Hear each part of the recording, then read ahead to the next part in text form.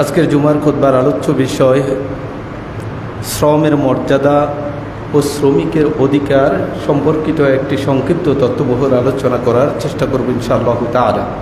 শুরুতে মহান রব্বুল আলামিনের দরবারে শুকরিয়ার মস্তক অবনত করছি, যিনি আমাদেরকে প্রচণ্ড খর রৌদ্র তাপে অনেক কষ্ট করে হলেও যথাসময়ে জুমার খুতবা শোনার জন্য মসজিদে আসার তৌফিক দিয়েছেন। সেজন্য সে মহান মনিবের কাছে শুকরিয়া আদায় করছি, আলহামদুলিল্লাহ।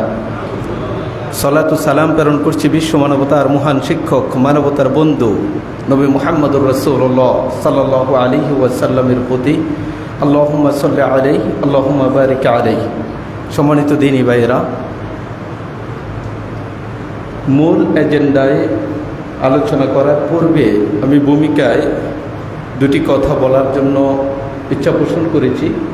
তা হলো, বর্তমান সময়ে যেভাবে আমাদের উপরের দিয়ে বয়ে যাচ্ছে প্রচণ্ড তাপদাহ, বাংলাদেশের ৭২ বছরের ইতিহাসে এত ডিগ্রি তাপ এই অঞ্চলের মানুষ দেখেনি। ফলশ্রুতিতে সাধারণ মানুষদের জীবন দুর্বিষহ হয়ে পড়েছে। পাশাপাশি রয়েছে আমাদের অনাবৃষ্টি, তাপদাহ একদিকে আমাদের প্রাণ প্রায় উষ্টাগত, আবার অনাবৃষ্টির কারণে আমরা কষ্ট পাচ্ছি।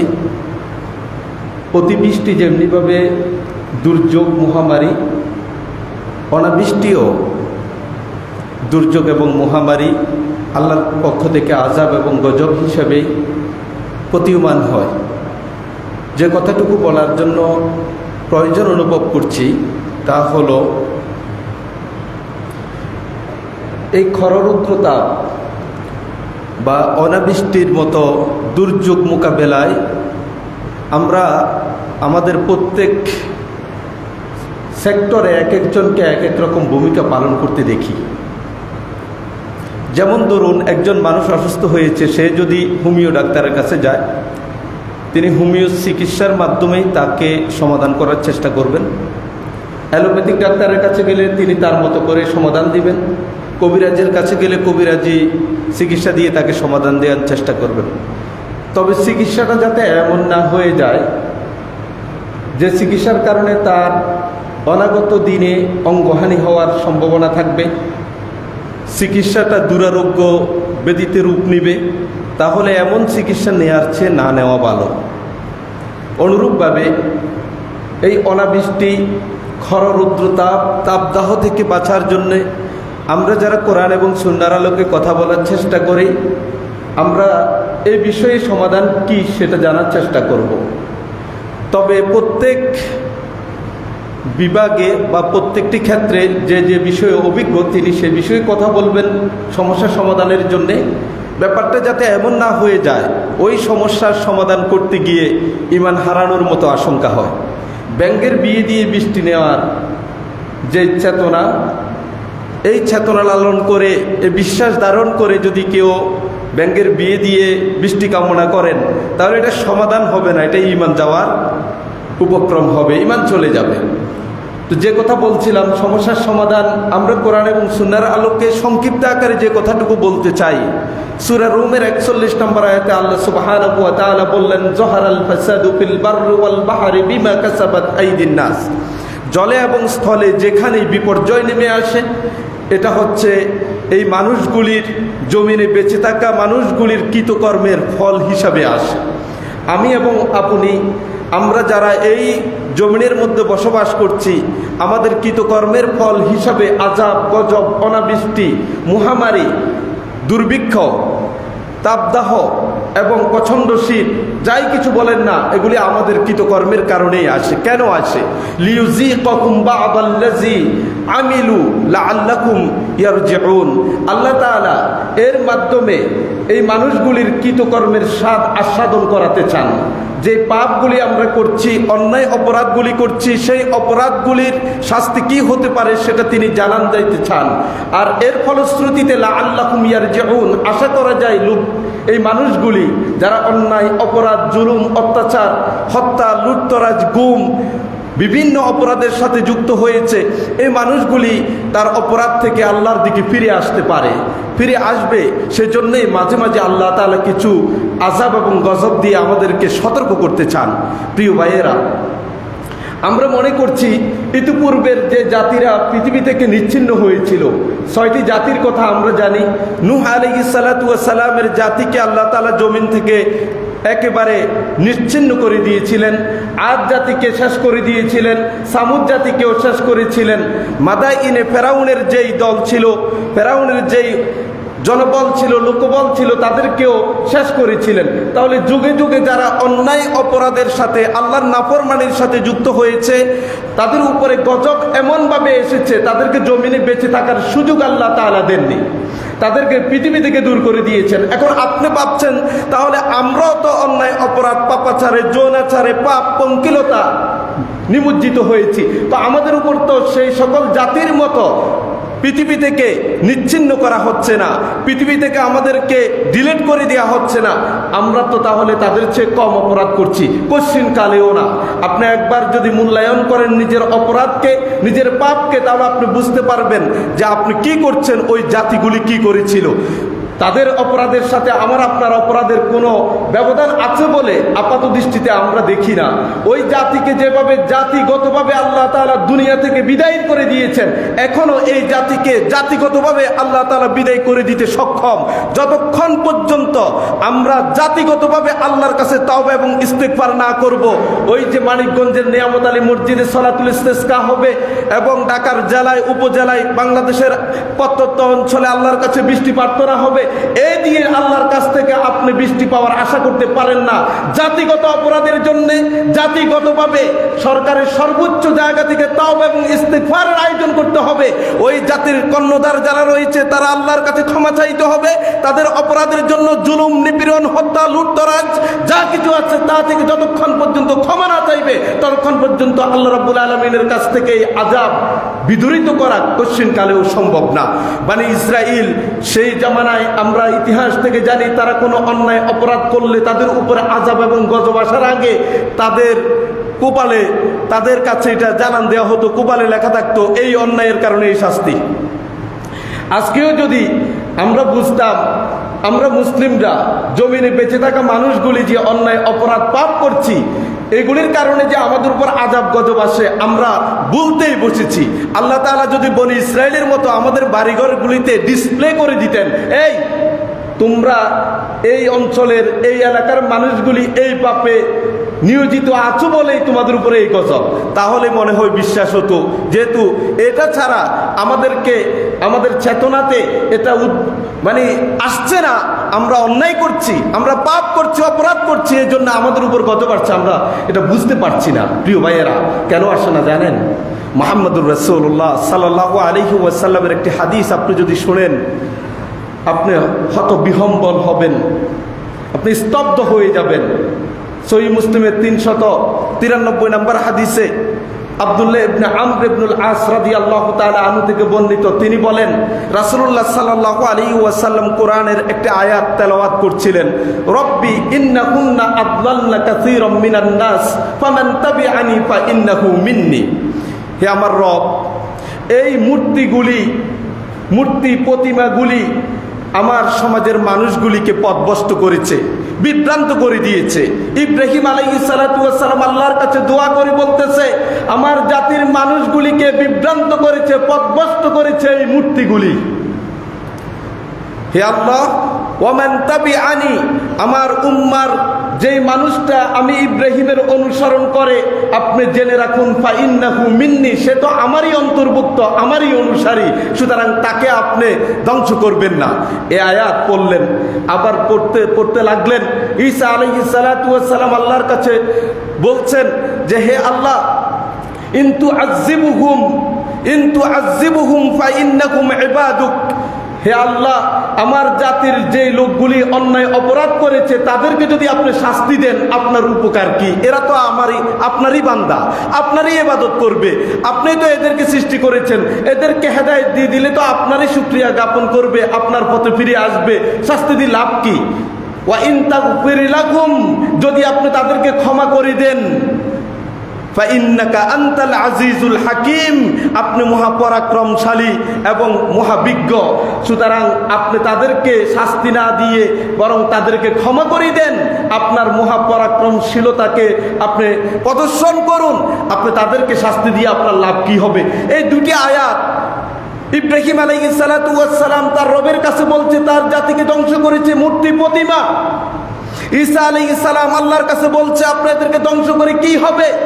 মুহাম্মদুর রাসূলুল্লাহ সাল্লাল্লাহু আলাইহি ওয়াসাল্লাম তখন বলতেছে উম্মতি উম্মতি উম্মতি উম্মতি, ফারাফা ইয়াদাইহি ইলাল্লাহি আযজা ওয়া জাল্লা ফাকালা উম্মতি উম্মতি।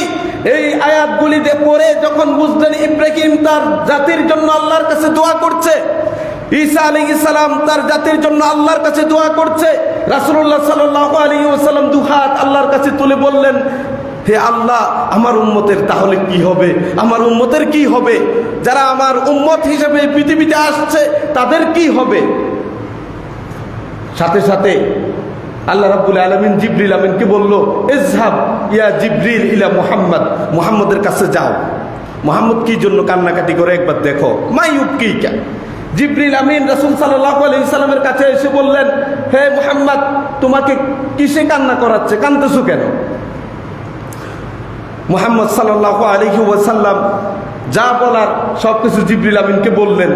বলার পরে জিবরিল আমিন মুহাম্মদুর রাসূলুল্লাহর কাছে চলে গেলেন। মুহাম্মদুর রাসূলুল্লাহর কাছ থেকে গিয়ে আল্লাহকে জানালেন যা কিছু, মুহাম্মদুর রাসূলুল্লাহ জিবরিলকে জানালেন, সব কিছু আল্লাহকে জানালেন, যদিও আল্লাহ রাব্বুল আলামিন এগুলি জানেনি।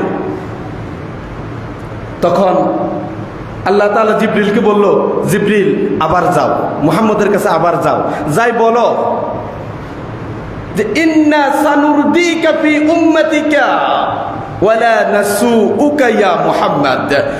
জিবরিল আপনি বলে দেন যে আপনি যে আপনার উম্মতের জন্য পেরেশান হয়ে গেছেন, এই উম্মতকে পৃথিবী থেকে ইতিপূর্বের জাতিদের অপরাধ আযাব গজব দিয়ে যেভাবে তাদেরকে পৃথিবী থেকে বিদায় করে দেওয়া হয়েছে, আপনি তাদের মতো আপনার উম্মতকেও শাস্তির আওতায় আনা হয় কিনা অপরাধের কারণে ভয় পাচ্ছেন, আপনাকে আশ্বস্ত করতেছি ইন্না সানুরদিকা ফি উম্মাতিক, আপনার উম্মতের ব্যাপারে আপনাকে অচিরেই সন্তুষ্ট করে দেওয়া হবে।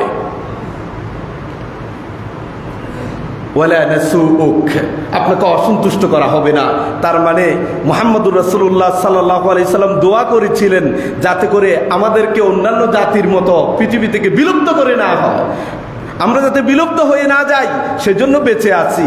কিন্তু মাঝে মাঝে আল্লাহ তাআলা আমাদেরকে কিছু আযাব গজব দিয়ে সতর্ক করতে চান। প্রিয় ভাইয়েরা, আলোচনায় ভূমিকা দীর্ঘায়িত করতে চাই না, যে কথাটুকু বলতে চাই, যদি প্রত্যেকের ব্যক্তিগত পর্যায় থেকে শুরু করে যে তাওবা এবং ইস্তিগফার শুরু হয়েছে, এটা ব্যক্তিগত পর্যায়ের বিষয় না। কারণ এই ভূখণ্ডের এবং পৃথিবীর যে যে অঞ্চলে আল্লাহর আযাব এবং গজব আছে, এগুলি ব্যক্তিগত পর্যায়ের অপরাধের কারণেই শুধুমাত্র আযাব আছে, ব্যাপারটা এমন না। এই অপরাধ আল্লাহর পক্ষ থেকে গজব আসার কারণ ব্যক্তিগতভাবে যেমনিভাবে অপরাধ সংগঠিত হয়, ঠিক জাতিগতভাবে জাতীয় পর্যায় থেকেও সে অপরাধগুলি সংগঠিত হচ্ছে। যতক্ষণ পর্যন্ত জাতিগতভাবে আল্লাহর কাছে তাওবা এবং ইস্তিগফার না হবে, ততক্ষণ পর্যন্ত এই জাতিকে আল্লাহ রাব্বুল আলামিন তার গজব থেকে নিস্তার দিতে পারেন না, যে অন্যায় আমরা করতে শুরু করেছি। প্রিয় ভাইয়েরা, যে বিষয়ে কথা বলতে চেয়েছিলাম সেটি হলো ফাদলুল আমালি ওয়া হুকুকুল উম্মাল, শ্রমের মর্যাদা এবং শ্রমিকের অধিকার। আমরা জানি সারা পৃথিবী জুড়ে মে মাস যখন আগমন করে তার প্রথম দিনে বিশ্ব আন্তর্জাতিক শ্রমিক দিবস উদযাপিত হয়, যেটা শুরু হয়েছিল 1889 সালের প্যারিসের কিছু সোশ্যালিস্ট পার্টির কর্তৃক ঘোষিত দিবস হিসাবে। তারা এটাকে ইন্টারন্যাশনাল ওয়ার্কার্স ডে হিসাবে ঘোষণা করেছিলেন।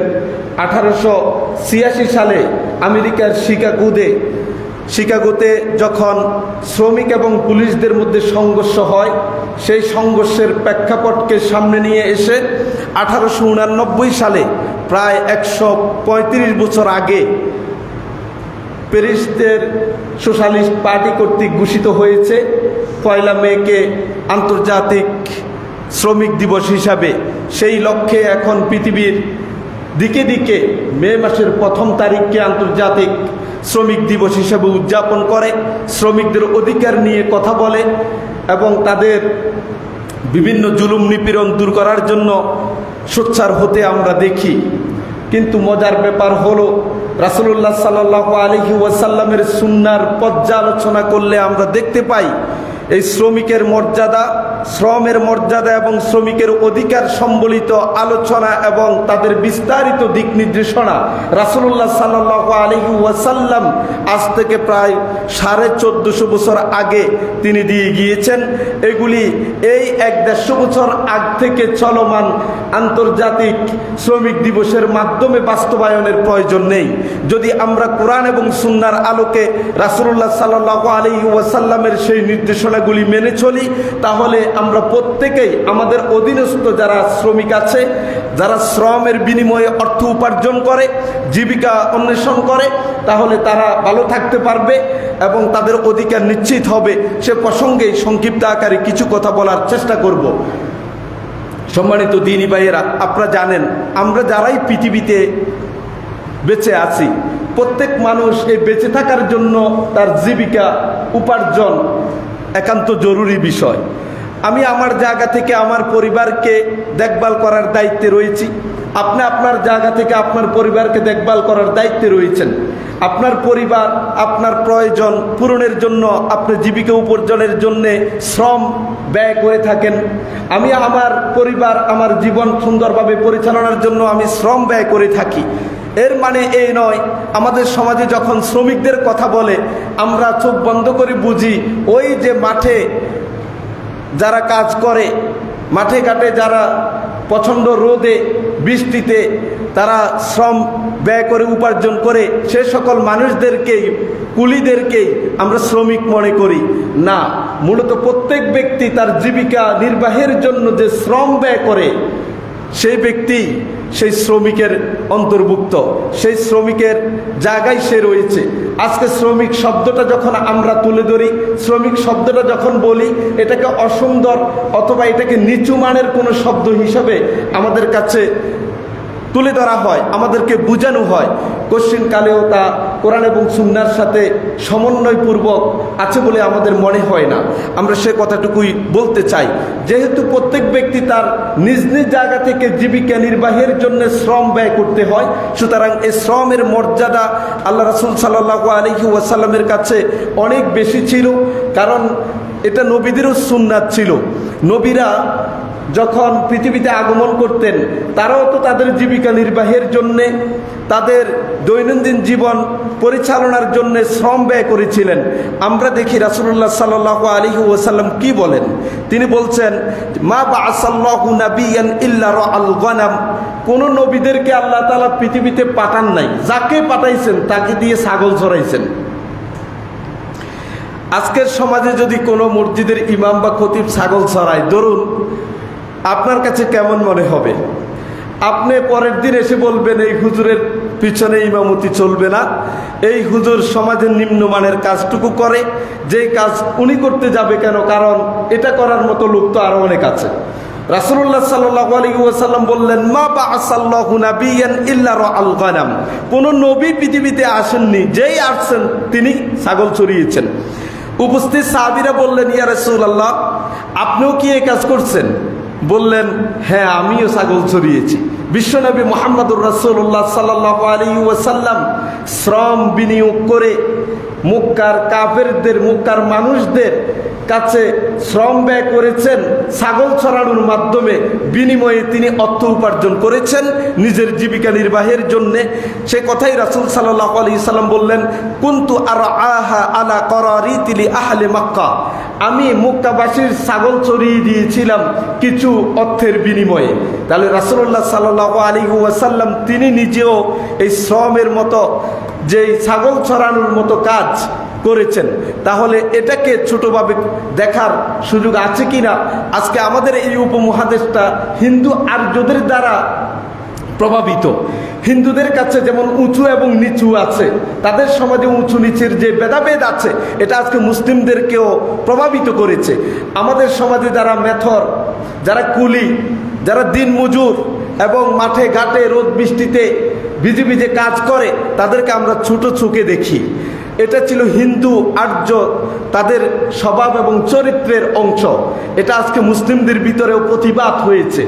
অথচ দেখুন রাসূলুল্লাহ সাল্লাল্লাহু আলাইহি ওয়াসাল্লাম তিনি ছাগল চড়িয়েছেন। শুধু তাই, নবী দাউদ আলাইহিস সালাম তাকে আল্লাহ তাআলা বর্ম নির্মাণ করা সম্পর্কে শিখিয়েছেন।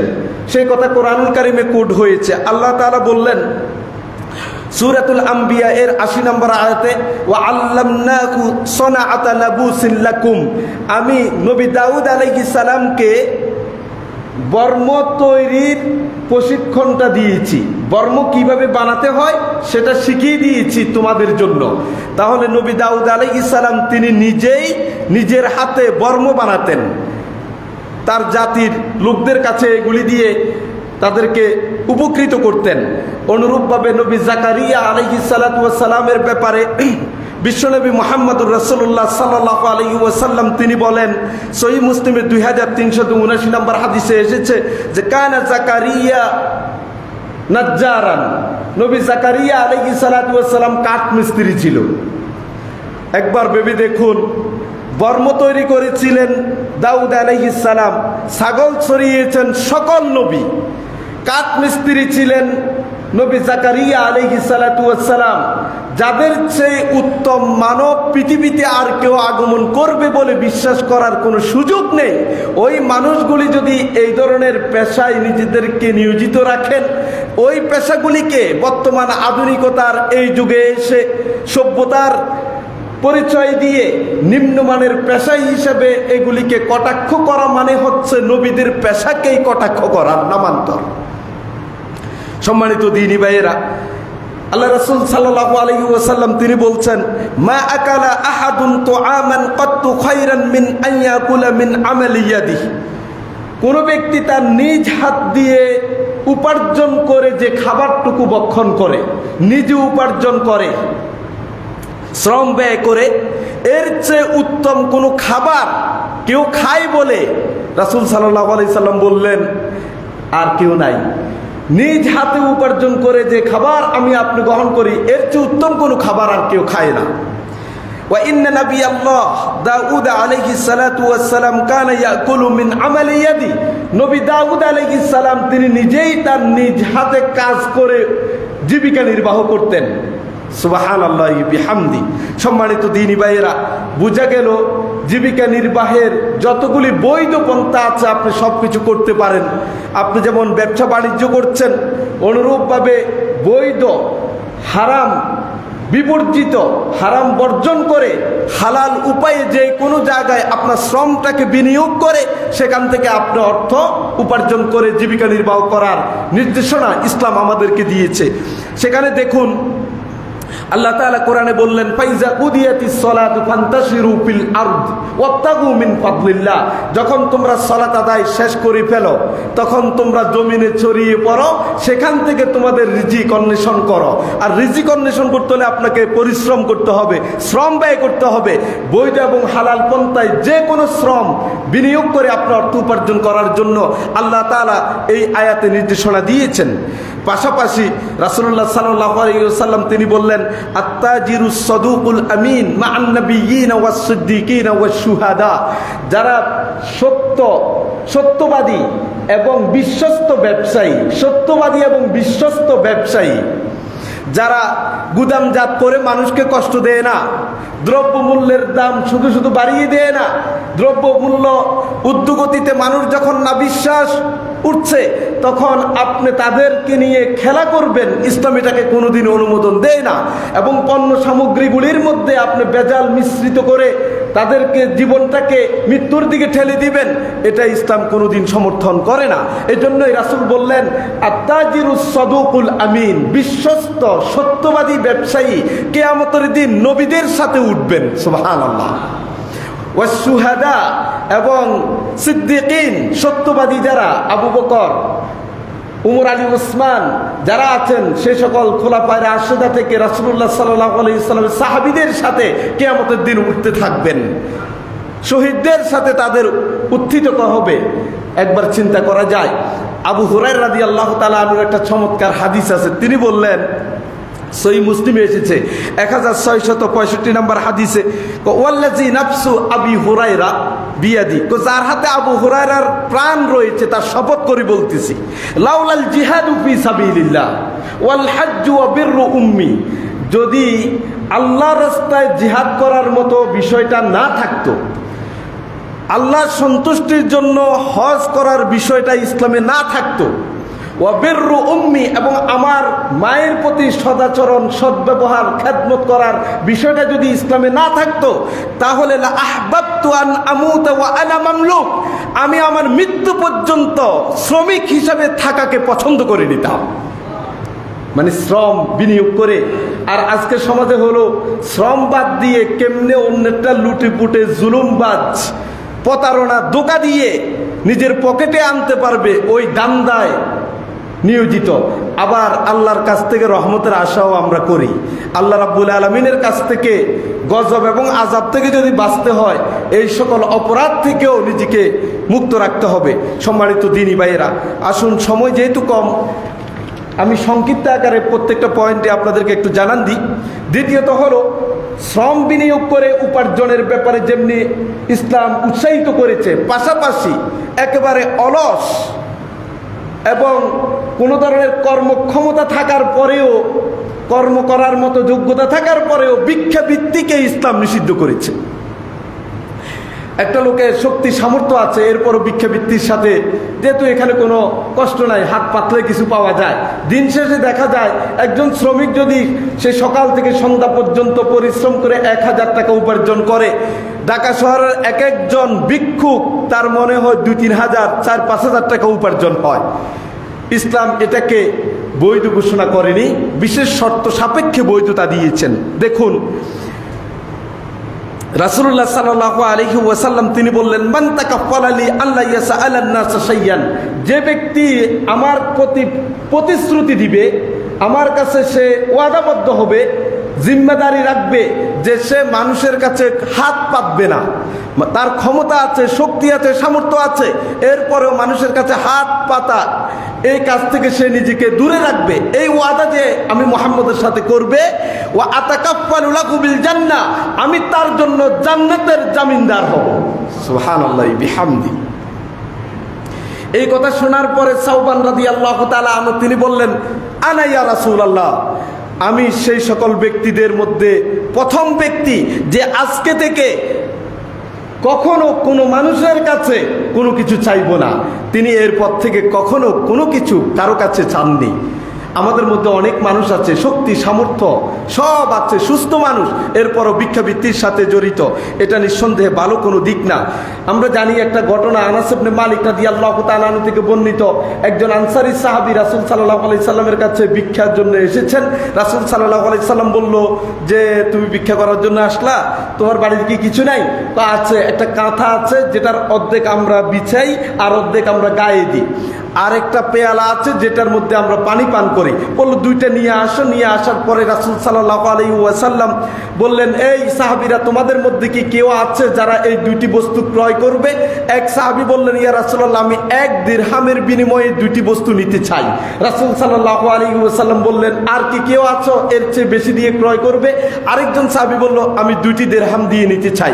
তখন রাসূল সাল্লাল্লাহু আলাইহি ওয়াসাল্লাম ওই অভাবী যে হাত পাচ্ছে তাকে বলল, তুমি 1 দিরহাম দিয়ে খাবার ক্রয় করে বাসায় রেখে আসো, আর 1 দিরহাম দিয়ে একটা কুড়াল কিনে নিয়ে আসো। সেই কুড়াল কিনে নিয়ে আসলো। রাসূল সাল্লাল্লাহু আলাইহি সাল্লাম নিজে হাতল লাগিয়ে দিলেন, লাগিয়ে দিয়ে বললেন, তুমি সেই বন জঙ্গলে চলে যাও 15 দিন যাবত, যাতে আমি তোমাকে না দেখি। 15 দিন পরে লোকটা ফিরে আসলো। আসার সময় 10 দিরহাম নিয়ে রাসূল সাল্লাল্লাহু আলাইহি সাল্লামের কাছে হাজির। সুবহানাল্লাহি বিহামদি। সে বলল, ইয়া রাসূলুল্লাহ, এই যে আপনার দেয়া পথ নির্দেশনা অনুসরণ করে এখন আমি স্বাবলম্বী, এই আমার কাছে 10 দিরহাম। তখন রাসূল সাল্লাল্লাহু আলাইহি সাল্লাম একটা চমৎকার কথা বললেন। হাদিসটা এসেছে সহিহ বুখারীতে 1470 নম্বর হাদিসে। তিনি বললেন যে, না, আবু দাউদে 1641 নম্বর হাদিসে এসেছে। তিনি বললেন, তুমি যে মানুষের কাছে চাও, এই চাওয়ার চেয়ে তুমি নিজ হাতে শ্রম বিনিয়োগ করে উপার্জন করা এটা অনেক ভালো। কারণ তুমি যদি শক্তি সামর্থ্য থাকার পরও ভিক্ষাবৃত্তি করো তাহলে কি হবে জানো? আনতাজি আল মাসআলাতু নুকতাতান ফি ওয়াজহিকা ইয়াউমাল কিয়ামা, তোমার চেহারার মধ্যে দাগ পড়ে যাবে। কিয়ামতের দিন তোমাকে দেখে বুঝবে, লোকেরা বুঝতে পারবে এই লোকটার শক্তি সামর্থ্য থাকার পরেও মানুষের কাছে শুধু শুধু হাত পেতে পেতে অর্থ উপার্জন করেছে। তোমার চেহারার বস্তুগুলি কোনো কোনো বর্ণনা এসেছে খসে পড়ে যাবে। আমাদের মধ্যে অনেকে আছে, একটু ভেবে দেখুন এ কাজটুকু কি করবেন কিনা আপনি। তবে 3 ধরনের ব্যক্তির জন্য ভিক্ষাবৃত্তিকে বৈধতা দিয়েছেন, সে প্রসঙ্গে আমরা কথা বলছি না। রাসূলুল্লাহ সাল্লাল্লাহু আলাইহি ওয়াসাল্লাম শ্রম বিনিয়োগ করে অর্থ উপার্জনকে আল্লাহর রাস্তায় জিহাদ বলেছেন। এটা একটা জিহাদ। আমরা যারা মনে করি যে সশস্ত্র সংগ্রাম ছাড়া অন্য কিছু জিহাদ হতে পারে না, একবার রাসূল সাল্লাল্লাহু আলাইহি ওয়াসাল্লামের পাশ দিয়ে এক সাহাবী চলে যাচ্ছেন, একজন লোক যাচ্ছিল। তখন উপস্থিত সাহাবীরা বলল, ইয়া রাসূলুল্লাহ, লোকটা দেখতে খুব শক্তিশালী এবং প্রাণবন্ত, স্পৃহা আছে, মনে হচ্ছে লোকটা যদি আল্লাহ রাস্তায় জিহাদ করতো কত ভালো হতো। রাসূল সাল্লাল্লাহু আলাইহি ওয়াসাল্লাম বললেন, এই লোকটাই যদি সে তার ছোট্ট শিশুদের খাবারের ব্যবস্থার জন্য পরিশ্রম করে, শ্রম ব্যয় করে অর্থ উপার্জন করে, তাহলে ফাহুয়া ফি সাবিলিল্লাহ, সে আল্লাহর রাস্তায় জিহাদের মধ্যেই রয়েছে। সুবহানাল্লাহি ওয়া বিহামদি।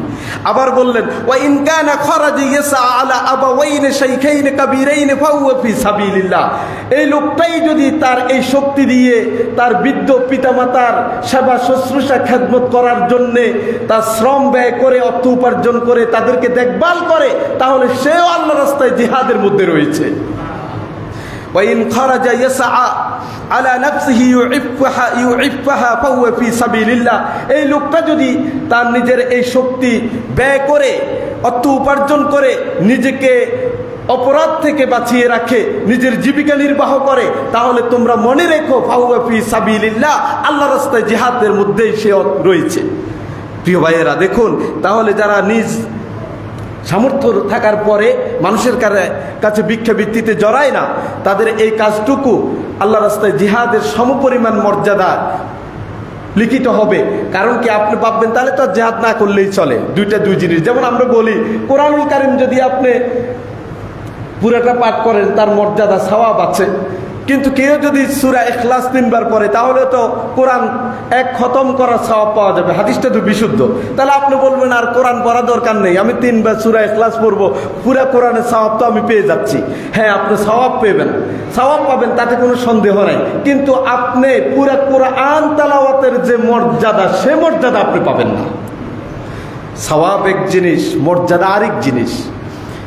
ধরেন একটা লোককে আপনি পারিশ্রমিক দিলেন, আপনার বাসায় 5 জন শ্রমিক কাজ করেছে, 5 জনকে আপনি পারিশ্রমিক দিলেন, কিন্তু একজনকে আপনি অতিরিক্ত মর্যাদা দিয়ে আপনার সাথে বসিয়ে একেবারে সোফার মধ্যে খাবারের ব্যবস্থা করলেন, তাহলে বুঝে গেল তাকে আপনি অতিরিক্ত মর্যাদা দিলেন। অনুরূপভাবে আল্লাহ রাস্তায় জিহাদ, এই সওয়াব আপনি অন্য যে 3টি কাজের কথা বললাম এর মাধ্যমে পেতে পারেন, কিন্তু প্রকৃত মুজাহিদের যে মর্যাদা, সে মর্যাদা আপনি পাবেন না। আশা করি বুঝতে পেরেছেন। এবার সংক্ষেপে আরেকটি বিষয় বলবো, সেটা হচ্ছে শ্রমিকের অধিকার। আজকে আমি যেমন আমার শ্রম বিনিয়োগ করছি, সরকারের অধীনে থেকে আমি কাজ করছি, ঠিক প্রত্যেক ব্যক্তি তার নিজ নিজ জায়গা থেকে শ্রম বিনিয়োগ করে যেই উপার্জনটা আপনি করছেন জীবিকা নির্বাহের জন্য, আপনি মনে করতে হবে আপনি প্রত্যক্ষ পরোক্ষভাবে আপনি একজন শ্রমিক। এই জন্যই তো আমরা বলি, আমরা যারা সরকারের কাজের সাথে যুক্ত, আমরা প্রজাতন্ত্রের কর্মচারী। তো একজন কর্মচারীর জন্য তার যিনি দায়িত্বশীল আছেন তার কাছে কি কি অধিকার রাখেন, তিনি কি করবেন শ্রমিকের জন্য, সে প্রসঙ্গে আগে বলার চেষ্টা করি। প্রথমত হলো তার সাধ্যের অতিরিক্ত কোনো কিছু তার উপর চাপিয়ে দেওয়া যাবে না। যদি আপনি আপনার অধীনস্থ কোনো ব্যক্তির উপরে সাধ্যের বাহিরে চাপিয়ে দেন, কিয়ামতের মাঠে আল্লাহ রাসূল সাল্লাল্লাহু আলাইহি সাল্লাম নিজেই আপনার বিরুদ্ধে মামলা দায়ের করবেন। এটা করা যাবে না। মুসা আলাইহিস সালাতু ওয়াস সালামকে শুআইব আলাইহিস সালাতু ওয়াস সালাম যখন শ্রমিক হিসাবে নিয়োগ করলেন, আপনারা জানেন শুআইব আলাইহিস সালাম মুসা আলাইহিস সালামকে শ্রমিক হিসাবে নিয়োগ করে কি বললেন, ওয়ামা উরিদু আন আশুক্কা আলাইকা, আমি তোমাকে যে শ্রমিক হিসাবে নিয়োগ করলাম, এই শ্রম বিনিয়োগ যে তুমি করছো, তুমি মনে রেখো আমি তোমার উপরে কষ্টকর কোনো কিছু করতে চাই না। সুতরাং অধীনস্থদের উপরে কষ্টকর কোনো কাজ চাপিয়ে দেওয়া যাবে না, এটা তার অধিকার। অধিকার নষ্ট হবে যদি আপনি অতিরিক্ত কোনো কিছু চাপিয়ে দেন। আপনার সাথে যে কমিটমেন্ট আছে সে কমিটমেন্টটাই শুধুমাত্র আপনি তার থেকে চাইতে পারেন। অতিরিক্ত কোনো কিছু কাজ তার উপর চাপিয়ে দিলে তার সাথে বোঝাপড়ার সমন্বয় করে অতিরিক্ত সুবিধা দিয়েই আপনাকে করতে হবে যদি সে সম্মত হয়। দ্বিতীয় অধিকার হলো তার জন্য উপযুক্ত পারিশ্রমিক আপনি নির্ধারণ করতে হবে। যেন তেনভাবে সুযোগ পাইছেন যে সকাল থেকে সন্ধ্যা পর্যন্ত তাকে খাটাবেন, আর মনে করছেন তাকে নিয়ে কে, আমি তো তাকে এনে আশ্রয় দিয়েছি, কমপক্ষে খাবারটা তো দিই আর থাকার ব্যবস্থা তো করে দিলাম, আপনি হচ্ছেন একজন জালিম। আপনি মনে করতে হবে সেই রাস্তায় ঘোরাফেরা করছে, কাজ করে না, সেই সুযোগটাকে কাজে লাগিয়ে আপনি আপনার বাড়িতে শ্রমিক হিসাবে নিয়োগ দিয়ে কোনো পারিশ্রমিক না দিয়ে এভাবে আপনি করতে পারবেন না। এটা ইসলাম আপনাকে সুযোগ দেয়নি। এবং আপনি ভাবছেন আমি তার প্রতি অনুগ্রহ করছি। অনুগ্রহ করছেন মানে আপনি এটা অনুগ্রহ বলছে কে? যে তোমার নেই কে? আমি তো নিয়ে এসে আমার ফ্যাক্টরিতে কাজ করেছি, আমার প্রজেক্টে তোমাকে আমি নিয়োগ দিয়েছেন। আমাকে না দিলে তো আপনার এই প্রজেক্টটা আরেকজনকে দিতেন, আপনার এই কাজ তো আপনি করতেন না, আপনার তো শ্রমিক একজন নিতেন। সুতরাং সে জায়গায় আমাকে দিয়েছেন, আপনাকে ধন্যবাদ। তাই বলে তো আপনি আমার পারিশ্রমিকের উপরে হাত দিতে পারেন না। আপনি জালিম হিসাবে আল্লাহর দরবারে উঠবেন, এটা মনে রাখবেন। আবার আমরা যারা মালিক পক্ষ আছি, আমাদের একটা বদ স্বভাব আছে। আমরা মনে করি অল্প কিছু দিলে আরে অনেক দিয়েছি, আরে অন্য জায়গায় যাই দেখুক না কি পায়, দেখবো। রাস্তায় ঘুরবে, কে তাকে চাকরি দে সেটা ভিন্ন কথা, আমি রাস্তায় ঘুরে খাবো, কিন্তু তখন তো আমি শ্রমিক না। যখন আপনার অধীনে রয়েছি তখন আমার এই শ্রমের মূল্য দিয়ে আপনাকে রাখতে হবে। আপনি আমাকে কি অনুগ্রহ করছেন?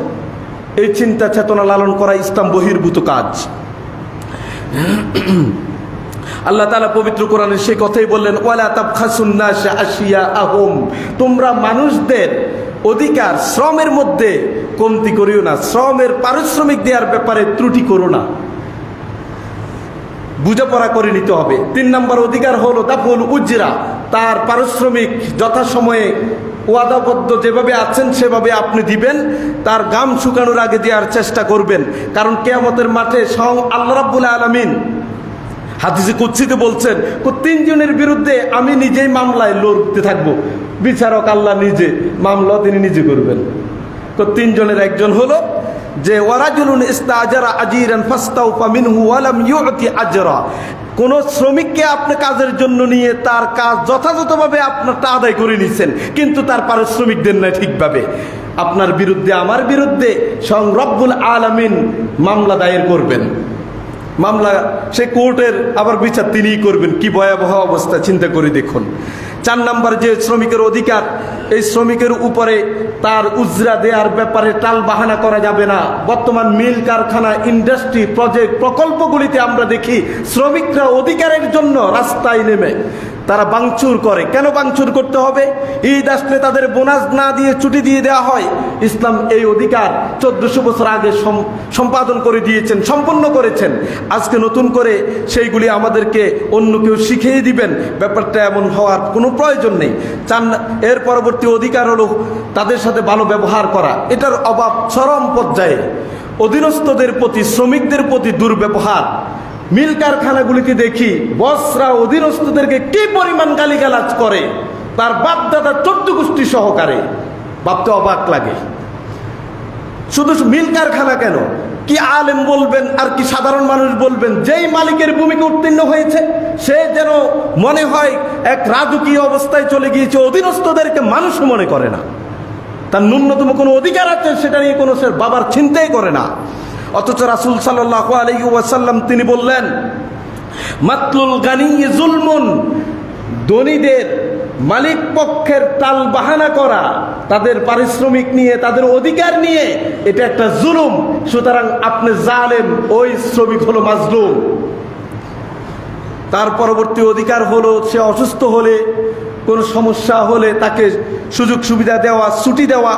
এ প্রসঙ্গে রাসূল সাল্লাল্লাহু আলাইহি ওয়াসাল্লাম বলেন, মা খাফাফতা আন খাদিমিকা মিন আমালি কানা লাকা আজরান ফি মাওয়াজিনিক, আপনি যদি আপনার শ্রমিকের উপর থেকে কোনো কাজকে হালকা করে দেন, হালকা, সে চেয়েছে ছুটি, তার ওয়াইফ অসুস্থ, আপনি বললেন তোমার বছরে 20 দিন সিএল নেওয়ার মতো সুযোগ আছে, 20 দিন শেষ, সুতরাং এখন তোমার ছুটি হবে না, তোমার বউ মরবে না বাঁচবে ওইটা আমার দেখা দরকার নেই। রাসূল সাল্লাল্লাহু আলাইহি সাল্লাম বললেন, কেউ যদি এই লোকটার প্রতি, অধীনস্থ শ্রমিকের প্রতি দয়া করে, তাহলে কিয়ামতের মাঠে যখন ওই লোকটা জালিম হিসেবে উঠার কথা, তখন তার আমলনামায় মিজানের পাল্লায় তাকে অনেক বেশি পরিমাণ সওয়াব দিয়ে মিজানের পাল্লায় তাকে উঠানো হবে। সুবহানাল্লাহ। সামান্য একটু কাজ করে অনেক সওয়াব পাওয়া যায়। তার পরবর্তীতে হলো শ্রমিকদেরকে গালিগালাজ করা, মারধর করা, এটা তো নিত্যদিনের কাজ। বাসা বাড়িতে যারা কাজের লোক আছে, বুয়া আছে, মিল কারখানায় অধীনস্থ, সব জায়গায় মারামারি, গালাগালি, এটা হচ্ছে মনে হয় যেন মালিকের অধিকার শ্রমিকদেরকে গালি দেয়া, আর শ্রমিকের অধিকার মালিক থেকে কটু কথাগুলি শুনে নেয়া। আল্লাহ তাআলা আমাদেরকে এই গজব থেকে বাঁচাক। দেখেন, একটা হাদিস বলবো, সময় তো শেষ। আবু মাসউদ রাদিয়াল্লাহু তাআলা আনহু থেকে বর্ণিত, তিনি বললেন, একদিন আমি আমার অধীনস্থ শ্রমিককে একটা মাইর দিছি, চড় দিয়েছি, থাপ্পড় দিয়েছি। পিছন দিক থেকে আমি একটা আওয়াজ শুনলাম, সেই আওয়াজ বলতেছে, আবু মাসউদ, লাল্লাহু আকদারু আলাইকা মিনকা আলাই, তুমি যে তাকে মাইর দিলা, এই মাইর দেওয়ার যে ক্ষমতা তুমি রাখো, তার চেয়ে মহান ক্ষমতাধর আল্লাহ তোমাকে শায়েস্তা করার জন্য ক্ষমতা রাখেন। দিছে শ্রমিককে মায়ের, পিছন দিক থেকে আওয়াজ শুনলেন। আবু মাসউদ বলে, আমি পিছনে ফিরে দেখি রাসূল সাল্লাল্লাহু আলাইহি সাল্লাম বলতেছে এই কথা। কেন বললেন? যখন তিনি রাসূলকে দেখলেন, সাথে সাথে বললেন, ইয়া রাসূলুল্লাহ হুয়া হুররুল লিওয়াজহিল্লাহ, যেহেতু আল্লাহ তাআলা এর চেয়ে বড় ক্ষমতাবান আমাকে শাস্তি দেওয়ার জন্য, সুতরাং এটা তো আমি সহ্য করতে পারবো না, এই শাস্তি নেওয়ার ক্ষমতা আমার নাই, তো লোকটাকে আমি স্বাধীন করে দিলাম, হুয়া হুররুল, যা স্বাধীন। তখন রাসূল সাল্লাল্লাহু আলাইহি সাল্লাম বলল, এই স্বাধীন করে দিই জাহান্নামের শাস্তি থেকে বেঁচে গেলা, জাহান্নামের শাস্তি থেকে বেঁচে গেলা। হাদিসটি মুসলিমের 1657 নাম্বার। তারপরে তার ভুল ত্রুটি হলে ক্ষমা করে দিয়া, আজকে শ্রমিকদের ভুল ত্রুটি ক্ষমা করা হয় না। মনে হয় যেন মালিক যিনি, তিনি ফেরেশতা নবী হিসেবে আবির্ভূত হয়েছেন, তার কোনো ভুল নেই, তিনি কোনো ভুল করেন না, তিনি মহান ফেরেশতা হিসাবে পৃথিবীতে মালিকের ভূমিকায় উত্তীর্ণ হয়েছেন, তিনি ভুল করবেন না। শ্রমিক ভুল কেন করে সেটা তার দেখবার কোনো প্রয়োজন নাই। ইসলাম এ অধিকার সেই মহানুভব মালিককে দেননি। মালিকের উচিত মানুষ হিসাবে ভুল ত্রুটি এগুলিকে মার্জনা করা। সর্বশেষ আল্লাহর বিধান পালনে তাকে সহযোগিতা করা। অনেক কোম্পানিগুলি বলে দাঁড়িয়ে রাখতে পারবেন না, নামাজ পড়ার সময় এগুলি আমরা দিতে পারবো না, অনেক কথা বলেন, পর্দা করার কোনো বিধান নেই, মহিলারা মা বোনেরা কাজ করে, সেখানে বলে যে মিল কারখানা বাদ দেন, শিক্ষা প্রতিষ্ঠানে আজকে আমরা দেখি কয় যে হিজাব খুলেই প্রতিষ্ঠানে যেতে হবে তোমাকে। আল্লাহ তাআলা আমাদেরকে বুঝার তৌফিক দান করুন। সময় আমাদের হাতে নেই, তো সর্বোপরি আমি যে কথাটুকু বলতে চাই যে আমাদের প্রত্যেকের উচিত আমাদের অধীনস্থদের যে অধিকার সেটা আদায় করা, পাশাপাশি মালিক পক্ষের প্রতি শ্রমিকের করণীয় কি। এতক্ষণ তো শুনলেন শ্রমিকের পরে স্টিম রোলার মালিক চালায়, শ্রমিকরাকে আসলে একেবারে খুব ভালো মানুষ নাকি? আমাদের অনেক শ্রমিকদেরকে দেখবেন চুরি, লুটপাট এবং মালিকের সম্পদ নষ্ট করা, তার ওয়াদা পূর্ণ না করা, তার অধিকার যেভাবে চুক্তিবদ্ধ হয়েছে সেগুলির কোনো দেখভাল না করে যেন তেনভাবে স্বেচ্ছাচারীপূর্ণ আচরণ করে। ইসলাম এই অধিকারও তাকে দেয়নি। এজন্যই তো রাসূল সাল্লাল্লাহু আলাইহি সাল্লাম বললেন, ইন্নাল্লাহা তাআলা ইউহিব্বু মিনাল আমিলি ইযা আমিলা আন ইহসিনা, আল্লাহ তাআলা ওই শ্রমিককে পছন্দ করেন যে তার সাথে যেই চুক্তি হয়েছে সেই চুক্তিবদ্ধ কাজে সুন্দরভাবে সম্পূর্ণ করে, তথা মালিকের কাজগুলি চুক্তির আলোকে সুসম্পূর্ণ করে, তাকে আল্লাহ তাআলা খুব পছন্দ করেন। সাথে সাথে মালিক এবং শ্রমিকের সাথে সম্পর্ক বস এবং অধীনস্থের হতে পারে না, এটা হতে পারে বাই বাই সম্পর্ক হবে, তাহলে দুইয়ের মধ্যে হৃদ্যতার সম্পর্ক তৈরি হবে। ধরেন মিল কারখানা বাদ দেন, আপনার আমার যে শিক্ষা প্রতিষ্ঠানগুলি দেখি সেখানে প্রিন্সিপালদের যে বাপ, ওনাদের বাপ দেখলে মনে হয় যে উনি যা বলবেন এর বাহিরে কোনো মতামত দেওয়ার এখতিয়ার মিল কারখানার শ্রমিকদের তো আরো অনেক করে, তার অধীনস্থ শিক্ষকদের কোনো অধিকারে নাই। এই যে মাত্র ধরেন শনিবার ছুটি গেল, আমি একটা উদাহরণ দিয়ে শেষ করব। মন্ত্রণালয় কোনো পরিপত্র জারি করেনি, হাইকোর্ট একটা রায় দিয়েছে, মন্ত্রণালয় রিট এর বিরুদ্ধে আপিল না করার কারণে রায় যথাযথভাবে রয়েছে। বাংলাদেশের অনেক প্রতিষ্ঠান বন্ধ।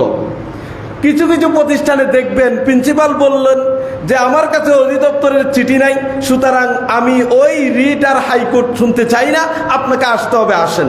আপনি সারা দেশের সব প্রতিষ্ঠান বন্ধ থাকলেও আমার প্রতিষ্ঠান খোলা, আপনাকে আসা লাগবে।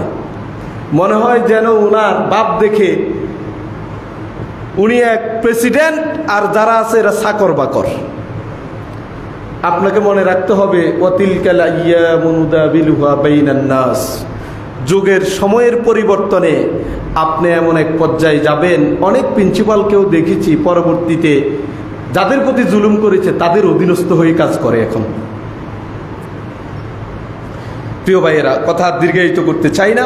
শ্রমিক এবং মালিক দুইটা বাই বাই সম্পর্ক হবে, বোঝাপড়া ভালো হবে, প্রত্যেকের সুখ দুঃখে একজন আরেকজন এগিয়ে আসবো, তাহলে এই শ্রমিকের অধিকারের জন্য রাস্তায় নামতে হবে না, মিছিল মিটিং করা লাগবে না, সংঘর্ষ দিকে যেতে হবে না।